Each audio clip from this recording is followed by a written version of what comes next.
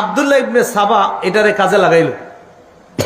ওসমানের বিরুদ্ধে যে লোকগুলা তাদেরকে গিয়ে বলতে লাগলো যে হযরত ওসমান বাইতুল মাল থেকে রাষ্ট্রীয় সম্পদ আত্মসাৎ করে আত্মীয় স্বজনদের মাঝে বন্টন করে স্বজন প্রীতির পরিচয় দিয়েছে। বলেন নাউজুবিল্লাহ। ওসমান রাদিয়াল্লাহু তাআলা আনহুর বিরুদ্ধে এই কথাগুলা রটায় দিতে লাগলো। কুফার গভর্নর এই কথা বুঝতে পেরে তাকে কুফা থেকে বের করে দিল। কুফা থেকে বের করে দেওয়ার পর এই লোক গেল শামে। শামের গভর্নর যিনি ছিলেন তখন আমিরে মুআবিয়া রাদিয়াল্লাহু তাআলা। মনে রাখবেন, সারা পৃথিবীতে যারা তীক্ষ্ণ বুদ্ধির অধিকারী শাসক ছিলেন তাদের মাঝে একজন ছিলেন মুআবিয়া রাদিয়াল্লাহু তাআলা। আমিরে মুআবিয়া রাদিয়াল্লাহু তাআলা আনহুর বুদ্ধিমত্তার কারণে ভয়ে সাহসও করে না আব্দুল্লাহ ইবনে সাবা যে কিছু বলবে। সে কিন্তু বড় মুসলমান হিসেবে সবার কাছে পরিচিত, মানে অনেক বড় মুসলমান, দাড়ি লম্বা টুপি সব ঠিক আছে। সাহস করে একদিন রসুলের এক সাহাবী আবু দারদা, তিনি তখন শামে আছে। শামের গভর্নরকে মুআবিয়া। তো আবু দারদা রাদিয়াল্লাহু তাআলা নবীর এক সাহাবী, তিনিও শামে আছেন। তো একদিন সাহস করে আবু দারদা রাদিয়াল্লাহু তাআলা আনহুকে ওসমান রাদিয়াল্লাহু তাআলা আনহুর বিরুদ্ধে কিছু কথা বলছে। আবু দারদা তার কথা শুনে কয়, তোমার কথা ইহুদিদের জ্ঞান পাওয়া যাইতেছে। তুমি কি ইসলাম প্রচার করো না ইহুদিবাদ প্রচার করো? সত্যি করে বলো। সে ভয় পেয়ে গেছে, আর কোনো কথা বলে না। লম্বা সময় শামে থাইকে আবার আরেকদিন রাসূলের আরেক সাহাবী উবাদা ইবনে সামিত রাদিয়াল্লাহু তাআলা আনহুকে হযরত ওসমানের বিরুদ্ধে কথা বলার পর উবাদা ইবনে সামিত কিছু না বইলা হাত ধইরা সোজা আমিরে মুআবিয়ার কাছে নিয়ে গেছে। চলো, তোমারে ভালো মনে হইতেছে না, তুমি ইসলাম প্রচার করো না অন্য কিছু। আমিরে মুআবিয়া তার কথা শুইনা সাথে সাথে বুঝতে পারছে এর উদ্দেশ্য ভালো না। কিন্তু আবার তারে কিছু বলাও সম্ভব না, কারণ তার অলরেডি জনগণ তৈরি হয়ে গেছে অনেক। আবার সে একজন বড় মুসলমান হিসাবে সবার কাছে পরিচিত। এই জন্য মনে রাখবেন, আমাদের দেশে অনেক বেদাতি সহ্য করে ওলামায়ে কেরাম সরাসরি কিছু বলে না কেন? কারণ বললে আপনারাই বলবেন, দেখো এক হুজুর আরেক হুজুরে দেখতে পারে না। আমিরে মুআবিয়া রাদিয়াল্লাহু তাআলা তাকে বের করে দিলেন শাম থেকে। গেল মিশর, মনে আসেনি 6 দেশ। ইয়ামান থেকে আসলো মদিনায়, মদিনা থেকে বসরা, বসরা থেকে কুফা, কুফা থেকে শাম, শাম থেকে মিশর। মিশরে যাওয়ার পর মিশরে গিয়ে দেখলো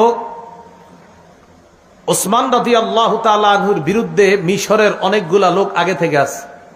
মুহররম মাস আসলে যেই সমস্ত উল্টাপাল্টা কাজগুলা হয়, মনে রাখবেন এই উল্টাপাল্টা কাজগুলার সূচনা বেশি হয়েছে মিশর থেকে। মিশরে যাওয়ার পর সে তার মতবাদ ভালোভাবেই প্রচার করতে লাগলো।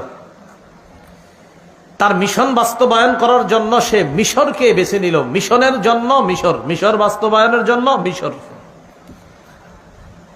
লম্বা একটা সময় অতিক্রম করলো সেখানে এবং বড় একটা দল তৈরি করে ফেলছে। ততক্ষণ পর্যন্ত মিশরের গভর্নর তার দুর্বিসন্ধি বুঝতে পারে নাই। এক পর্যায়ে যখন বুঝতে পারলো, ততক্ষণে সে তার বিশাল এক জামাত তৈরি করে ফেলছে। মিশরের গভর্নর তাকে মিশর থেকে বের করে দিল। কিন্তু এবার আর সে একা না, লম্বা সময় থাকার কারণে বিশাল বড় এক বাহিনী নিয়ে সে রওনা করলো। আগে থেকে তার কিছু বাহিনী ছিল বসরায় আর কুফায়। 3 জায়গায় মোটামুটি সফল, বসরা, কুফা আর মিশর। এই 3 জায়গা থেকে তার মোটামুটি একটা দল নিয়ে রওনা করলো আবার মদিনায়। মদিনার খলিফাকে ওসমান গনি রাদিয়াল্লাহু তাআলা। মদিনায় না ঢুইকা মদিনার আশেপাশেই প্রচার চালাইতে লাগলো। হযরত ওসমানের বিরুদ্ধে কয়েকটা কথা বলতে লাগলো। মনে রাখবেন, 1, ওসমান স্বজন প্রীতি করে, আওয়াজ দিয়ে বলেন নাউজুবিল্লাহ। 2 নাম্বার, হযরত ওসমান কম বয়সী সাহাবীদেরকে অথবা কম বয়সী যুবকদেরকে বিভিন্ন এলাকার গভর্নর বানায় দিছে। এটা ওসমানের বিরুদ্ধে হুদাই মানে একটা কথা বইলা তো বলতে হবে। দ্বিতীয় অভিযোগ। 3 নম্বর অভিযোগ, ওসমান মারওয়ান ইবনে হাকামকে মক্কায় ঢোকার অনুমতি দিছে। 4 নম্বর অভিযোগ, আব্দুল্লাহ ইবনে সাদ যিনি আফ্রিকার বিজেতা, এই আব্দুল্লাহ ইবনে সাদকে হযরত ওসমান অনেক পুরস্কার দিয়েছে, এটা ঠিক করে নাই। এইগুলা বইলা তার দলে অনেক লোক তৈরি করে ফেলছে। ওসমান গনি রাদিয়াল্লাহু তাআলা তার ব্যাপারে শুইনা যে এই লোক তো আবার ঝামেলা শুরু করছে, এবার ওসমান গনি তাকে ডাকলো। সে তার দল বল নিয়ে ওসমান গনি রাদিয়াল্লাহু তাআলা আনহুর কাছে আসছে। আসার পর এই বারবার উপরের দিকে এই যে এগুলা তোমরা বারবার উপরের দিকে মারবা না, সমস্যা হচ্ছে। ওসমান গনি রাদিয়াল্লাহু তাআলা তাদেরকে জিজ্ঞাসা করলেন, আচ্ছা তোমাদের সমস্যা কোথায়? তো এবার বলতে লাগলো 4টা সমস্যা। 1 নাম্বার, আপনি বাইতুল মাল রাষ্ট্রীয় সম্পদ আপনার আত্মীয় স্বজনদেরকে দিয়ে আপনি স্বজন প্রীতি করলেন।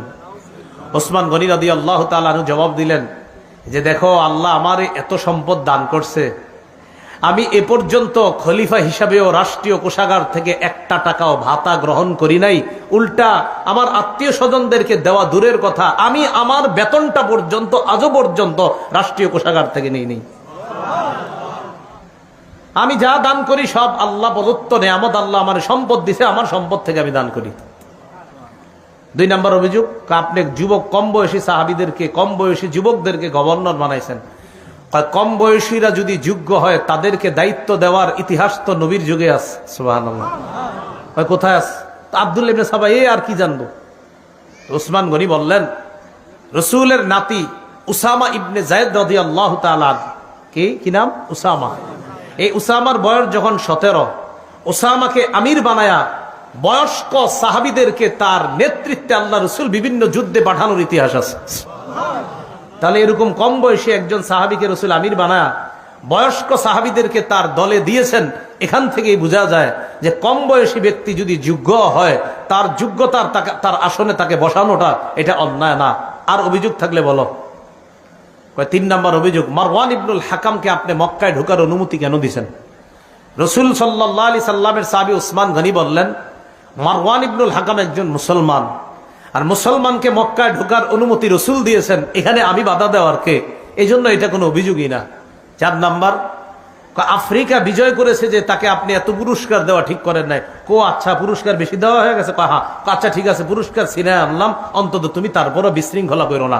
ওসমান গনি রাদিয়াল্লাহু তাআলা উনি ফিতনা পছন্দ করতেন না, উনি ঝগড়া পছন্দ করতেন না। উনি বললেন ঠিক আছে, পুরস্কার ফিরিয়ে আনলাম, তারপরও তুমি বিশৃঙ্খলা করো না। আব্দুল্লাহ ইবনে সাবা, ওই মুনাফিক ইয়াহুদি, সে চিন্তা করলো ঘটনা কি, এর যা কই সবই মানে, এটা তো তেমন কিছু করা যায় না। সে আবার তার দলবল নিয়ে চলে গেল মদিনার বাহিরে 3 মঞ্জিল দূরে। আলী রাদিয়াল্লাহু তাআলা আন, তালহা এবং জুবায়ের 3 জন প্রবীণ সাহাবী তাদের কাছে গেল আব্দুল্লাহ ইবনে সাবা। যাওয়ার পরে তাদেরকে বলল, আপনারা থাকতে ওসমান গনি খলিফা হয় কেমনে? আলী রাদিয়াল্লাহু তাআলা সরাসরি বললেন, তোমার মতলব ভালো মনে হচ্ছে না। সে দেখলো না আলী তলহা জুবায়ের তাদের কাছে বেশি চান্স পাওয়া যাবে না। এবার নতুন ষড়যন্ত্র করলো, খুব মন দিয়ে শোনেন। নিজে একটা চিঠি লেখলো আব্দুল্লাহ ইবনে সাবা। এই চিঠির মধ্যে লেখা, মিশরীরা মিশরে যাওয়ার পর তাদেরকে হত্যা করবা, আমিরুল মুমিনিনের পক্ষ থেকে নির্দেশ। আমিরুল মুমিনিন কে? ওসমানের লেখা চিঠিটা না আব্দুল্লাহ ইবনে সাবার লেখা? আব্দুল্লাহ ইবনে সাবা নিজে থেকে একটা চিঠি বানাইছে, বানায় এটা লেখছে। লেখা এবার মিশরীদেরকে দেখাইছে, দেখো তার সাথে কয় দেশের লোক আছে? 3 দেশ, মিশর, বসরা, কুফা। তো মিশরীদেরকে দেখাইছে, দেখো তোমরা মিশরে যাওয়ার পর তোমাদেরকে যেন হত্যা করা হয় এই নির্দেশনা দিয়েছে ওসমান। এই চিঠি দেখাইতে গেছে আলী রাদিয়াল্লাহু তাআলা। হযরত আলী রাদিয়াল্লাহু তাআলা বুদ্ধিমান সাহাবী ছিলেন, বিচক্ষণ সাহাবী। হযরত আলী চিঠি দেখেই বুঝতে পারছে এটা বানানো চিঠি। আর চিঠি দেখার পরে কয়, আচ্ছা ওসমান গনি লেখছে এটা না? কয় হ্যাঁ। কয় ঠিক আছে, তোমরা যাও। মিশরীদেরকে আলাদা করে কুফা আর বসরার যারা, তাদেরকে বলল, আচ্ছা মিশরীদেরকে হত্যা করার নির্দেশনা দিয়েছে ওসমান, এটা কি তোমরা জানো? কুফার আর বসরার হেরা কয় হ্যাঁ আমরা জানি। হযরত আলী কয়, তোমরা কেমনে জানলা এটা? এটা কিভাবে জানলা তোমরা? এখন সবাই চুপ। আসলে তো আমরা কেমনে জানলাম, আমগরে তো এখন কেউ বলে নাই। হ্যাঁ, আলী বললেন যে মিশরীদেরকে ওসমান গনি হত্যা করতে বলছে, একটা নির্দেশনা আছে জানো? তো ঠাস করে সবাই বল, হ্যাঁ হ্যাঁ জানি। আলী কই কেমনে জানলা? হযরত আলী বললেন, এর মানে তোমাদের এই 3 গ্রুপেরই প্ল্যান করা একটা চিঠি এটা। তো চিঠিতেও তেমন কোনো কাজ হইল না। আব্দুল্লাহ ইবনে সাবা ইতিমধ্যে তার জনগণ আরো বাড়াইতেছে।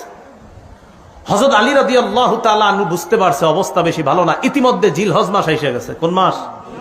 35 হিজরির জিলহজ মাস। মদিনার বড় বড় সাহাবায়ে কেরামরা হজ করার জন্য চলে গেলেন মক্কায়। আম্মাজান আয়েশা সিদ্দিকা রাদিয়াল্লাহু তাআলা আনহা তিনিও মক্কায় গেলেন। এদিক দিয়ে মদিনা খালি, অর্থাৎ মদিনায় বড় বড় সাহাবায়ে কেরাম নাই। এই সুযোগটাকে কাজে লাগাইলো আব্দুল্লাহ ইবনে সাবা। হ্যাঁ, আলী রাদিয়াল্লাহু তাআলা আন, তালহা, জুবায়ের রাদিয়াল্লাহু তাআলা আনহুম তারা ছিলেন তখনও মদিনায়। হযরত আলী অবস্থা বেগতিক দেখে চিন্তা করলেন এই লোক আমারই নিয়ে ষড়যন্ত্র করবে। হযরত আলী তার সন্তানদেরকে হাসান হুসাইন তাদেরকে দায়িত্ব দিলেন। একটা কি দায়িত্ব? আব্দুল্লাহ ইবনে সাবা তার দলবল নিয়ে একদিন জুমার নামাজের সময় হযরত উসমানের বিরুদ্ধে মসজিদে বিদ্রোহ করে বসছে। নাউজুবিল্লাহ। বিশাল বড় একটা জামাত বিদ্রোহ করার কারণে হযরত উসমান ভেঙে বললেন। ওসমান গনি তার হাউসে ঢুকলেন। তার ঘরে ঢুকার পর এই বিদ্রোহী বাহিনী চারদিক থেকে ঘেরাও করে ফেলছে হযরত উসমান গনির বাসা। 22 দিন পর্যন্ত ঘেরাও করে রাখছে। কেউ লিখেছেন 40 দিন। খানা দেয় না, পানি দেয় না। যে উসমান গনির টাকা দিয়ে ক্রয় করা কূপ থেকে পানি মুসলমানরা খায় প্রতিনিয়ত, সেই কূপ থেকেও এক ফোঁটা পানির ব্যবস্থা উসমানের জন্য হয় না। আলী রাদিয়াল্লাহু তাআলা আনহু এই অবস্থা দেখা যুবক সাহাবীদেরকে উসমান গনির বাসা পাহারাদারি করার জন্য পাঠাইয়া দিলেন। এই যুবকদের মাঝে তার 2 কলিজার টুকরা হাসান হুসাইনকেও পাঠাইছেন। আলী চলে গেলেন মদিনা থেকে বাহিরে। যুবক সাহাবীরা প্রধান ফটক পাহারা দিতেছে।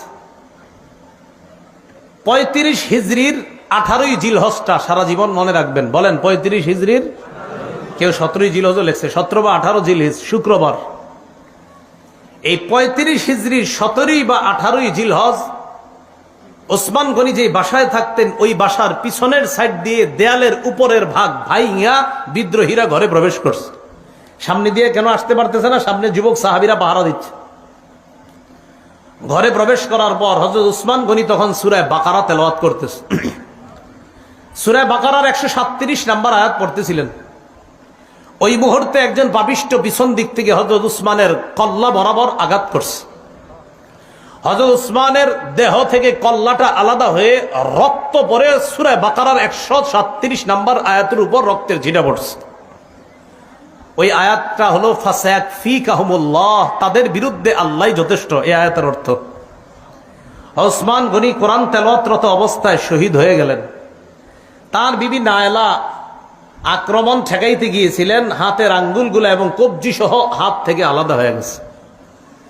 হযরত উসমান গনিকে শহীদ করে দেওয়ার পর এই জায়গাটা মনে রাখবেন, 35 হিজরির 18ই জিলহজ মুসলমানদের একতা নষ্ট হয়ে গেল। আজও পর্যন্ত সেই একতা ফিরে আসে নাই। মনে আসেনি মুসলমানদের উত্থানের কারণ কি? একতা। একতা নষ্ট করবে কি দিয়ে? বুদ্ধি দিয়ে। এই নষ্ট করে ফেললো। হযরত উসমান গনি শহীদ হয়ে যাওয়ার পর মুহূর্তের মধ্যে ছড়ায় গেল উসমান গনি শহীদ হয়ে গেছে। আলোচনা শুরু হয়ে গেল পরবর্তী খলিফা কে হবেন। বিদ্রোহীরা চিন্তা করলো, আব্দুল্লাহ ইবনে সাবা সহ বিদ্রোহীরা চিন্তা করলো যে পরবর্তী খলিফা যদি নগদ কেউ হয়ে যায়, আর এই খলিফা প্রথমেই কি করবে? উসমান হত্যার বিচার করবে। বিচার করলেই তো আমরা মারা পড়ব। এখন আমরা বাধ্য করে হযরত আলীকে খলিফা বানায়া দিলে ভালো হয়। কেন? হযরত আলী হলেন ঠান্ডা মাথার মানুষ। তিনি প্রথমেই বিচার করবেন না, তিনি প্রথমেই খেলাফত সামাল দিবেন, এরপর পরিস্থিতি নিয়ন্ত্রণে এনে হয়তো তিনি বিচার করবেন। আর আলী যদি এই কাজ করতে যায়, অন্যান্য মুসলমান যারা জোশে আছে এখন হযরত উসমান হত্যার, যারা সহ্য করতে পারে নাই, তারা নগদ বলবে না আগে উসমান হত্যার বিচার হবে তারপর খেলাফত হবে। কিন্তু হযরত আলী তো ঠান্ডা মানুষ, তার চিন্তা হলো না আগে খেলাফতটা সামলাইতে হবে, এরপর আস্তে ধীরে বিচার হবে। তো মুনাফিক ইহুদিরা চিন্তা করলো এই দুই পরিস্থিতির মাঝখানে মুসলমানদেরকে যদি দাঁড় করায় দেই, এটা নতুন আরেকটা ঝগড়া লাগান যাবে। বিদ্রোহীরা আলীর কাছে গেছে, আপনি খলিফা হইতে হবে। হযরত আলী বললেন না। হযরত আলী সরাসরি বলছে, দাউনি ওয়ালতামিসু গায়রি, আমারে ছাড়ো, আমারে ছাড়া অন্য কাউরে খলিফা বানাও। তারা আলীকে খলিফা বানাবে স্থির করলো। সাহাবায়ে কেরামের কাছে সংবাদ চলে গেল হযরত উসমান শহীদ। আম্মা জান আয়েশা সিদ্দিকা মক্কা থেকে হজ করে মদিনায় রওনা করছে। প্রতিমধ্যে সংবাদ পেলেন হযরত উসমান শহীদ হয়ে গেছে। আম্মা জান আয়েশা সিদ্দিকা মদিনায় আসার পরিবর্তে আবার মক্কায় চলে গেলেন। কেন? মক্কায় গিয়ে আম্মা জান আয়েশা সিদ্দিকার একটাই কথা যে উসমান হত্যার বিচার হবে আগে, এরপর খেলাফত থেকে অধিষ্ঠিত হবে এটা পরে। উসমান হত্যার বিচার হওয়ার আগে আমরা কেউ বায়াত হব না। আম্মা জান আয়েশা সিদ্দিকা এই ঘোষণা দিয়ে দিলেন। এইটা বিদ্রোহীরা আলীকে খলিফা বানায় দিছে জোর করে। হযরত আলী দেখলেন আমি যদি খেলাফত না নেই, এই মুহূর্তে এই বিদ্রোহীদের কেউ খেলাফত নিয়ে নিতে পারে। দেখছেন কিভাবে ব্যস্ত লাগাইছে। হযরত আলীও চিন্তা করতেছে খেলাফত না নিয়ে উপায় নাই। আবার আরেক দল সাহাবা বলতেছে না আগে বিচার হবে তারপর বায়াত হব। এইখানে আর একটা ব্যস্ত লাগাই দিছে বিদ্রোহীরা। আম্মাজান আয়েশা সিদ্দিকা রাদিয়াল্লাহু তাআলা আনহার সাথে তলহা এবং জুবাইর রাদিয়াল্লাহু তাআলা মদিনা থেকে মক্কায় গিয়ে দেখা করছে। আম্মাজান, ওসমান তো শহীদ হয়ে গেছে, কি করা? আম্মাজান আয়েশা সিদ্দিকা বললেন, শাহাদাতের প্ল্যান কোত্থেকে হয়েছে? কয় বসরা আর কুফা থেকে। কয় চলো বসরা আর কুফায় যাব, সেখান থেকে আমরা ওসমান হত্যার বদলার প্ল্যান করব। কে বলতেছে? আম্মাজান আয়েশা সিদ্দিকা রাদিয়াল্লাহু তাআলা আনহা। তিনি চলে গেলেন, রওনা করলেন বসরা। এদিক দিয়ে আলী রাদিয়াল্লাহু তাআলা আনহু যখন জানলেন যে আমার শাশুড়ি আম্মাজান আয়েশা সিদ্দিকা রাদিয়াল্লাহু তাআলা না কি হয় শাশুড়ি, যে আম্মাজান তো রওনা করছে বসরায়, আর বসরায় এই জন্যই যাচ্ছে যে ওসমান হত্যার বদলা। হযরত আলী রাদিয়াল্লাহু তাআলা চিন্তা করলেন, তাহলে আমিও বসরায় যাই, বসরায় গিয়ে আম্মাজানের সাথে কথা বলা দরকার। এদিক দিয়ে হযরত আলী রাদিয়াল্লাহু তাআলা আনহু রওনা করলেন, ওই দিক দিয়ে আম্মাজানও বসরায় রওনা করছে। বিদ্রোহীরা চিন্তা করলো, সর্বনাশ, বসরায় গিয়ে যদি দুই দলের মাঝে মিটমাট হয়ে যায়, বিপদে পড়বো আমরা। কথাগুলো কি বুঝতেছেন সবাই? একদম মাথায় এদিক সেদিক নিয়েন না, খুব গুরুত্বপূর্ণ তথ্য আসবে সামনে। হযরত আলী রাদিয়াল্লাহু তাআলা আনহু বসরায় গেলেন, আম্মাজান আয়েশা সিদ্দিকা রাদিয়াল্লাহু তাআলা আনহাও গেলেন। ওইদিক দিয়ে আমিরে মুআবিয়া শাম দেশ থেকে আম্মাজানের সাথে দেখা করতে আসছে। আমিরে মুআবিয়া রাদিয়াল্লাহু তাআলা আনহুরও এক দাবি, আগে ওসমান হত্যার বিচার হবে, তারপর আমরা বায়াত হব। তাহলে দাবিতে আম্মাজান আয়েশা আমিরে মুআবিয়া তারা এক হয়ে গেলেন। আলী রাদিয়াল্লাহু তাআলা আনহু গেলেন, যাওয়ার পর আম্মাজান আয়েশা রাদিয়াল্লাহু তাআলা আনহা এবং আমিরে মুআবিয়ার সাথে কথা বললেন যে দেখো, যদি কোনোভাবে যুদ্ধ লেগে যায় ক্ষতি হবে আমাদের, তাই কোনো যুদ্ধ চাই না, আমাদের মাঝে মীমাংসা হয়ে যাক। আম্মাজান আয়েশা সিদ্দিকা রাদিয়াল্লাহু তাআলা আনহা প্রস্তাব দিয়ে দিলেন, আমিরে মুআবিয়া তারা উভয় প্রস্তাব দিলেন। একটাই প্রস্তাব, আপনি মদিনায় ফিরে গিয়ে প্রথমে বিদ্রোহীদের বিচার করবেন, তারপর আমরাই আপনার হাতে হাত রেখে বা আমরাই আপনার কাছে বায়াত হব। তাহলে সহজ হয়ে গেল বিষয়টা। তাহলে কি জানাইলো এই জায়গায়? আলী রাদিয়াল্লাহু তাআলা মদিনায় আসবেন, আসার পর ওসমান রাদিয়াল্লাহু তাআলা আনহুর হত্যাকারীদের বিচার করবেন, তারপর মুসলমানরা ব্যাপকভাবে হযরতে আলীর কাছে বায়াত হবে, তাকে খলিফা হিসাবে মেনে নিবে। এতটুকু বুঝছেন নি সবাই? রাতের বেলা সবাই খুশিতে ঘুমাইতেছে। খুশিতে বলতে আলী রাদিয়াল্লাহু তাআলা আনহুর সাথে যে মুসলমানরা তারাও খুশি যে হারে কোনো রক্তপাত হবে না, এটা ভালো লাগতেছে। আম্মাজানের সাথে যারা তারাও খুশি, আমিরে মুআবিয়ার সাথে তারাও খুশি যে কোনো রক্তপাত ছাড়াই মীমাংসা হয়ে গেল। আব্দুল্লাহ ইবনে সাবা তার অনুসারীদের কি নিয়ে টেনশনে পড়ে গেল, বেটা বিপদে তো আমরাই পড়বো, কি করা? রাতের বেলা একটা ঘটনা ঘটাইতে হবে। রাতে সবাই ঘুম। আব্দুল্লাহ ইবনে সাবা তার অনুসারীদেরকে নিয়ে আম্মাজান আয়েশা সিদ্দিকা যেই তাবুতে আম্মাজান আয়েশা সিদ্দিকা যেখানে বিশ্রাম নিচ্ছে, আর আমিরে মুআবিয়া তাদের উপরে হামলা চালাইলো। তাদের উপরে আম্মাজান আয়েশা আমিরে মুআবিয়া যেখানে, তাদের উপর হামলা চালাইলো। বলেন তো, তাদের উপরে হামলা চালানোর পর অভিযোগের তীরটা কার উপর যাবে? হ্যাঁ, আলী রাদিয়াল্লাহু তাআলা আনহুর দিকে। কোন অবস্থা না দেখে মুসলমানরা সবাই বুঝে ফেললো যে আলী রাদিয়াল্লাহু তাআলা আনহু মনে হয় আমাদের উপর আক্রমণ চালাইছে। আসলে ঘটনাটা হযরত আলী ঘটায় নাই, ঘটাইছে ওই আব্দুল্লাহ ইবনে সাবা।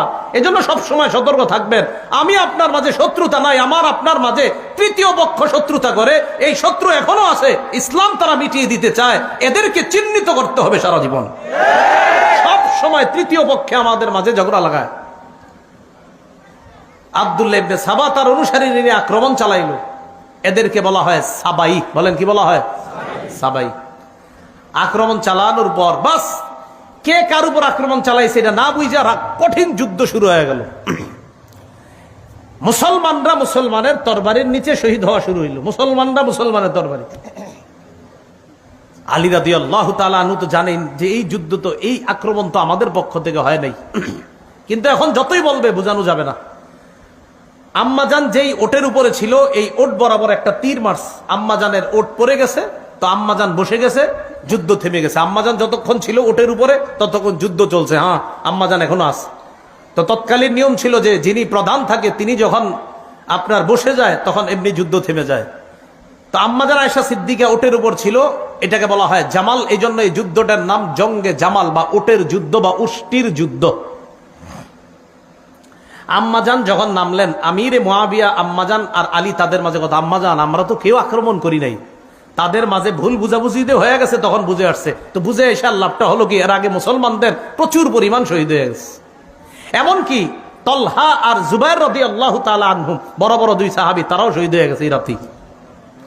হযরত তালহা রাদিয়াল্লাহু তাআলা আনহু লাশ দেখা আলী রাদিয়াল্লাহু তাআলা আনহু বলতেছিলেন, আহারে আল্লাহ রাসূল রে কত যুদ্ধে এই তলহা প্রাচীর হয়ে কাফেরদের থেকে রক্ষা করেছে, আজকে সেই তলহা আমাদের ভুল বুঝাবুঝির কারণে শহীদ হয়ে গেল। আম্মাজান চলে গেলেন মক্কায়। এদিক দিয়ে আলী রাদিয়াল্লাহু তাআলা আনহু কিছুদিন কুফায় অবস্থান করতেছে। এই বসরা কুফা এর মাঝামাঝি আলী রাদিয়াল্লাহু তাআলা আনহু অবস্থান করা অবস্থায় হযরত আমিরে মুআবিয়ার বিরুদ্ধে আলী রাদিয়াল্লাহু তাআলা আনহুর একদল বুঝাইতে লাগলো যে আমিরে মুআবিয়া কিন্তু আপনার বিরুদ্ধে ষড়যন্ত্র করতেছে, মিথ্যা কথা। এটা কারা? ওই সাবাই গোষ্ঠী। আলী রাদিয়াল্লাহু তাআলা আনহু কি করলেন? আমিরে মুআবিয়াকে শামের গভর্নর পদ থেকে হটাইয়া দিলেন। এটা আবার আমিরে মুআবিয়া রাদিয়াল্লাহু তাআলা আনহু মনে করলেন যে আলী রাদিয়াল্লাহু তাআলা আনহু এটা কেন করলেন? আসলে ঘটনাগুলো ঘটাইতেছে তৃতীয় পক্ষ বারবার। মুআবিয়া রাদিয়াল্লাহু তাআলা আনহু আলী রাদিয়াল্লাহু তাআলা আনহুর বিরুদ্ধে যুদ্ধ করার জন্য তৈরি। আলী রাদিয়াল্লাহু তাআলা আনহু প্রতিহত করার জন্য রওনা করছে। ইরাক এবং বসরার মাঝখানে একটা জায়গার নাম সিফফিন। এই সিফফিন নামক জায়গায় দুই দল মুসলমানের মাঝে তুমুল লড়াই হলো। দীর্ঘ 2 মাস পর্যন্ত লড়াই হলো। শুধু 70,000 মুসলমান শহীদ হলো। কয় হাজার? মুসলমানের তরবারিতে মুসলমান শহীদ। এই জঙ্গে জামাল আর সিফফিন দুই যুদ্ধে মিলে প্রায় 90,000 মুসলমান শহীদ হয়েছে। আলী রাদিয়াল্লাহু তাআলা আর আমিরে মুআবিয়ার মাঝে এরপরে দেখলো, সন্ধি হলো যে এটা তো আমরা কি করতেছি, নিজেরা নিজেদের বিরুদ্ধে লড়াই। হযরত আলী আর মুআবিয়া তারা দুইজন বুঝতে পারলো না, এগুলো তো ঠিক হচ্ছে না আমাদের। তাদের এই বোঝাপড়াটা মেনে নিতে পারে না ওই সাবাই গোষ্ঠী। আলী রাদিয়াল্লাহু তাআলা যখন সন্ধি করলেন যে আর যুদ্ধ হবে না, তখন একদল হযরতে আলীর এই কথা মেনে নিতে পারছে না। এবার ফতুয়া দাঁড়াইলো দুইটা, তারা দুইটা ফতুয়া দিল। কয়টা? ওই সাবাই গোষ্ঠী 2 ফতুয়া দিল। এক, আমিরে মুআবিয়া হযরত আলীর ইমামত না মানার কারণে তিনি কাফের, নাউজুবিল্লাহ বলেন। আর হযরত আলী মুআবিয়ার সাথে সন্ধি করার কারণে তিনি ফাসিক। দেখছেন দুজনের উপর ফতুয়া লাগাইছে যে আমিরে মুআবিয়া কাফের, নাউজুবিল্লাহ, হযরত আলীকে না মানার কারণে। আজ হযরত আলী কেন সন্ধি করলেন? এজন্য তিনি ফাসিক। আর এক দল বের হয়ে গেল হযরত আলীর দল থেকে। বের হওয়ার আরবি হলো খুরুজ, খরজা ইয়াখরুজু, এখান থেকে বের হয়েছে। এই বের হওয়ার কারণে তাদেরকে বলা হয় খারিজি। ওই খারিজি মানে এখান থেকে বের হয়ে গেছে। তাহলে সাবাইদের থেকে আরেকটা দল বের হয়ে গেল, এরা হয়ে গেল খারিজি। খারিজিরা বের হয়ে যাওয়ার পর তাদের ফতুয়া আমিরে মুআবিয়া কাফের, নাউজুবিল্লাহ। বড় দুঃখজনক বিষয়, বর্তমান যুগের অনেক মুসলমানও এটা মনে করে আমিরে মুআবিয়া কাফের। 3 বার নাউজুবিল্লাহ বলেন। হ্যাঁ, আমিরে মুআবিয়াকে কি বলে? কাফের, নাউজুবিল্লাহ। রাসূলের একজন জান্নাতি সাহাবীকে বলে কাফের।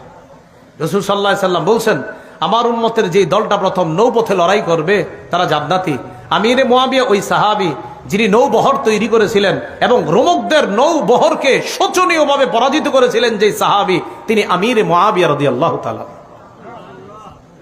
তাহলে একজন জান্নাতি সাহাবীকে কাফের বলা, এটা কি মুসলমানরা যারা আমরা কাফের বলবো, এটা কি আমাদের সওয়াব হবে না গুনাহ হবে? অন্যায়, শুধু গুনাহ না, বড় গুনাহ। আল্লাহ আমাদেরকে হেফাজত করেন। আমিরে মুআবিয়া রাদিয়াল্লাহু তাআলা আর আলী রাদিয়াল্লাহু তাআলা আনহুর মাঝে এই সাবাই আর খারিজিরা আপনার একটা দ্বন্দ্ব লাগাইয়া দিল। এবার হযরত আলী রাদিয়াল্লাহু তাআলা আনহু কোনোভাবে শাসন ভাগটা রক্ষা করার জন্য তিনি তখন মদিনা থেকে ইসলামী খেলাফতটাকে নিয়ে গেল কুফায়। কোথায়? কুফায়। এখন মুসলমানদের ইসলামী খেলাফত পরিচালনা হয় কুফা থেকে। এই যে মদিনা থেকে ইসলামী খেলাফত বের হলো, আর অদ্যাবধি পর্যন্ত ইসলামী খেলাফত আর মদিনায় আসেনি।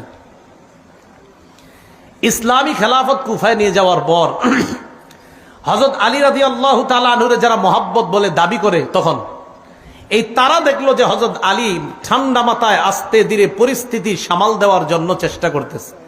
এই পরিস্থিতি সামাল দেওয়ার চেষ্টাটাকে তারা ভালোভাবে নেয় নাই। এক দল তারা কি করলো, খারিজিরা হযরত আলীর বিরুদ্ধেই লড়াই করার জন্য তৈরি, নাউজুবিল্লাহ। হযরত আলীর মহব্বতের লোকেরা আলীর বিরুদ্ধে যুদ্ধ করবে।